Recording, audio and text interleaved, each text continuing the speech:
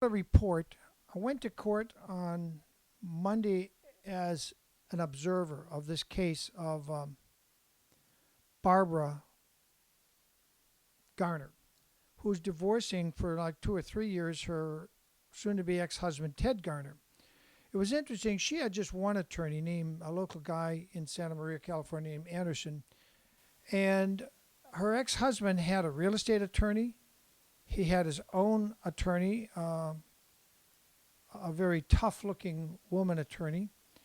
And then there was a third attorney representing a supposed buyer named Whalen. So here's this courtroom with three attorneys on one side and Barbara with just one attorney on the other side. And if you saw my clip, Barbara gets screwed by a dead judge. You ought to go watch that first. But this case has been dragging on. And all Barbara wants, and that's what her attorney argued, I thought, fairly forcefully and fairly well. Unusual for an attorney. I don't usually see attorneys actually do a good job. But he did a fairly good job in pushing the point that all Barbara's asking for, all this woman is asking for in the divorce, is a chance to buy out her husband's half of the equity in the house and go get a loan and refinance it. Now, at the time, it was estimated the house and property, because you could build a second unit behind it, it's a big backyard, probably had a value of in the neighborhood of maybe $2 million before the real estate market collapsed. Apparently, Ted Garner has one or two other homes, so it's not like he has to sell this house to get money to buy another house. They've got an oil lease, which they share profits and royalties, except he's keeping all of her share and only sends her a check every so often when he feels like it, of her half. And he's using most of her half to pay off the whole mortgage, of the current mortgage on the house. Anyway, all she's asking for is a chance to buy it out. And for 2.5 or more hours, I sat there in the courtroom and watched this female attorney for her ex-husband get antsier, antsier, and antsier. And her attorney, Steve Anderson, kept pointing out the fact that if the judges in the south part of Santa Barbara County had simply done what they do for every wife who's getting a divorce and give her a chance to buy the house out, buy her husband's equity out, if they had simply done that, we wouldn't be here today. But they never gave her that opportunity. The majority of the South County judges, 3 or 4, maybe 5 of them, all had hearings and would not give her what is normally done. So she hung on until they evicted her from the house and were trying to sell it from underneath her, and she keeps filing motions to delay this. And finally, this Judge Staffel, was sitting there listening to this. And Stephen Anderson put on a fairly good argument for a half hour. And then finally the other side said, well, Your Honor, we want a chance to say something. And we make a rebuttal. And this woman got more and more aggravated. This female attorney got more and more aggravated. And you can see her feminine side just disappearing. Finally, she stood up and got behind her own chair. Now, everybody's seated in the courtroom, including the bailiff. And this female attorney stands behind her own chair and leans towards the judge and, gets obviously very aggravated. I've rarely seen this. And there was another person watching with me, and he was looking through the little window of the door into this Department 1 in Santa Maria. And that person described to me that this female attorney is a bull dyke lesbian. I got that impression, but I wouldn't have said that. But that other person did.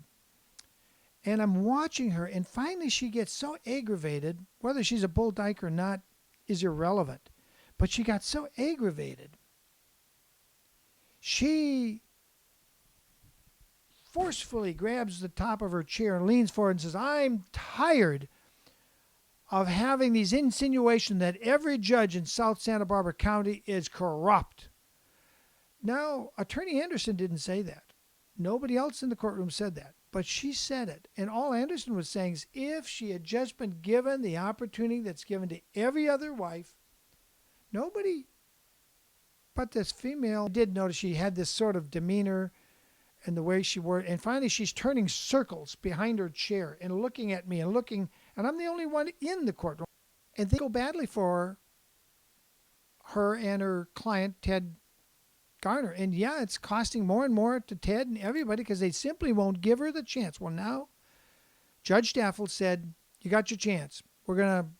Next hearing will be in whatever date, a month from now, the 28th of April, if certain things are not put into place. And we're going to give her till July, I guess, 28th or something of 2011 to go shop for a loan. And if she can get a loan, and if she can show that she's entitled to these profits and royalties, her half of the divorce and all this, Ted Garner's attorney was not a happy camper.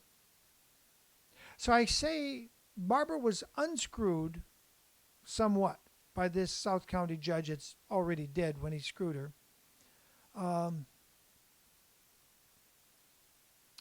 Interesting. I wish I'd had my camera in that courtroom, and I will definitely put in a media request for whatever date the next hearing is. I would have loved to have gotten this female attorney saying, I'm tired of hearing these insinuations that all the South County judges are corrupt, or words to that effect. But all I've got, I'm sorry to tell you, is my memory of it. More of you ought to come down and watch these things. Maybe we should set up an emergency judicial watch team of senior citizens and people that have the time, because you're now unemployed because the economy is so bad, where I can notify you by phone or have a website and say, here's a case to come down and check on. So it isn't just me watching. I would like to have a dozen or so people watching to see whether we get justice in these corporate-controlled courtrooms. Anyway, that's my report. Barbara did get screwed, but Judge Staffel pretty much undid the screwing if Barbara can now get a loan for $1.3 million, which is the price the new buyer Whelan was willing to buy it for. And then there's all kinds of issues about carrying charges and all that sort of thing. She just wants to stay in the house. This is a good property, a few blocks from the ocean in Santa Barbara, in a very expensive neighborhood. And I could see where that property, if properly cared for, could easily become a $3 or $4 million property if they subdivided, built some rental units or something behind it, which there's ample room to do. So we'll see. It's William Wagner on the Barbara Garner, soon to be Barbara Real case. Sorry I didn't have a camera in there. Just too much to do and too little time to do it. See you later.